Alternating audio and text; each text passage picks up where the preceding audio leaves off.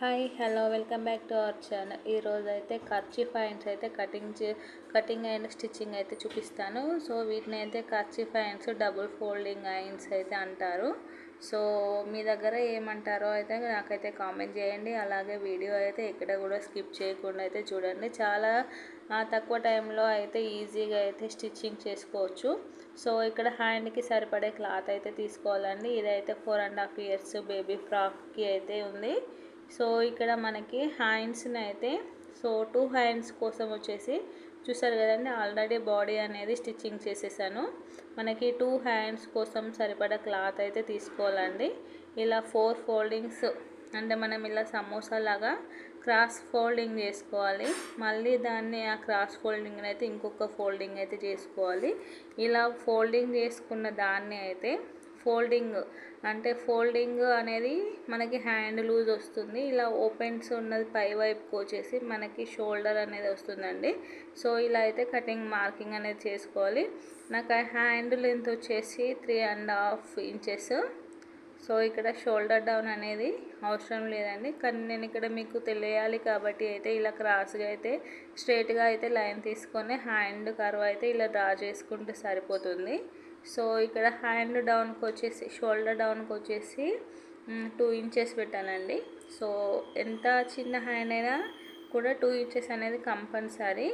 ఇలా మనం hand curve అనేది తీసుకోవాలి. సో ఇక్కడ ఫోల్డింగ్ అనేది కింద చివరికి వచ్చేసరికి ఫోల్డింగ్ అనేది ఉంటుంది. చూసారు కదా, ఇలా ఓపెన్ చేస్తే అయితే మనకి లీఫ్ షేప్లో వచ్చింది. మళ్ళీ ఇలా మనకి హ్యాండ్ అనేది ఇలా స్టిచ్చింగ్ చేసుకోవాలండి. కింది వైపుకి మాత్రము ఫోల్డింగ్ అనేది ఉంటుంది, మీది వైపుకి అంటే మనం జాయింటింగ్ చేసుకునే సైడ్ ఓపెన్ ఉంటుందండి. చూసారు కదా, హ్యాండ్ షేప్ అయితే ఇలా వస్తుంది. సో చాలా నీట్గా అయితే ఉంటుందండి. సో ఇప్పుడు ఇది ఎలా స్టిచ్చింగ్ చేసుకోవాలో కూడా చూపిస్తాను. ఇలా ఓపెన్స్ అనేవి ఉన్నాయి కదా, సో ఈ ఓపెన్స్ని మనము షోల్డర్కి అయితే మనం హ్యాండ్ అనేది ఎలా జాయింటింగ్ చేసుకుంటామో సేమ్ అలాగే జాయింటింగ్ అనేది చేసుకోవాలి. చూస్తున్నారు కదండి, మనకి ఇలా మనం క్రాస్ ఫోల్డింగ్లో హ్యాండ్ అనేది కటింగ్ చేసాం కాబట్టి ఇది క్లాత్ అనేది సాగుతుంది. సో మనం క్లాత్ను అయితే సాగదీయకుండా అయితే సేమ్ మనం క్లాత్ పైన క్లాత్ పెట్టి స్టిచ్చింగ్ చేసుకోవాలి. ఇలా మిడిల్లో నుంచి స్టిచ్చింగ్ అనేది చేసుకోవాలి. సో ఇలా ఒక చివరి వైపుకి స్టిచ్చింగ్ అనేది చేసిన తర్వాత మళ్ళీ ఇంకో సైడ్కి అయితే ఇలా జాయింటింగ్ అనేది చేయాలి. చూస్తున్నారు కదండి, మనం ఫోల్డింగ్ అనేది కరెక్ట్గా ఫోల్డింగ్ చేసుకుంటే మనకి హ్యాండ్ కటింగ్ అనేది పర్ఫెక్ట్గా వస్తుంది. ఇక్కడ వరకు అయితే ఒక హ్యాండ్ జాయింటింగ్ అనేది కంప్లీట్ అయిపోయింది కదా. సో ఇలా అయితే మనకి హ్యాండ్ అనేది వస్తుందండి. మనకి ఇలా పైకి లేసినట్టు లూజ్గా అయితే ఉంటుంది. మనకి హామ్ దగ్గర టైట్గానే ఉంటుంది, కానీ హ్యాండ్ లూజ్ దగ్గర వచ్చేసి కరెక్ట్గా అయితే మనకి ఇలా పైకి అయితే లేసి ఉంటుంది. లేయర్ హ్యాండ్స్ అయితే ఎలా ఉంటాయో ఈ ఫోల్డింగ్ కర్చీఫ్ హ్యాండ్ కూడా మనకి అలాగే పైకి లేసి ఉంటుందండి. సో అలాగే సెకండ్ హ్యాండ్ కూడా జాయింటింగ్ చేసుకోవాలి. అలాగే నా ఛానల్ని కొత్తగా చూసేవారైతే సబ్స్క్రైబ్ చేసుకోండి. సబ్స్క్రైబ్ చేసుకున్న వాళ్ళైతే లైక్ చేయడం అయితే మర్చిపోకండి. వీడియో అయితే చూస్తున్నారు కానీ లైక్ అయితే చేయట్లేదు. సో మీరు చేసే లైక్ అనేది నాకు చాలా మోటివేటివ్గా ఉంటుంది. అలాగే నా ఛానల్ అనేది కొత్త వాళ్ళకి కూడా రికమెండ్ అవుతుందండి.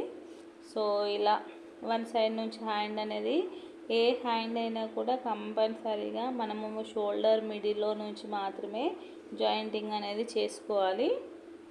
సో మిడిల్లో నుంచి జాయింట్ చేసుకుంటే మనకి హ్యాండ్ అనేది కరెక్ట్ ఫిట్టింగ్లో ఉంటుంది. మనము చివరి నుండి వేసుకుంటే అయితే మనకి హ్యాండ్ అనేది సైడ్కి తిరిగిపోతుందండి. సో అప్పుడు మనకి బ్లౌజు లుక్కే మారిపోతుంది. సో మనం చేసే ప్రాసెస్ ఎలా చేయాలో అలాగే చేయాలి. సో ఫైనల్లీ అయితే 2 హ్యాండ్స్ అయితే కంప్లీట్ చేశాను.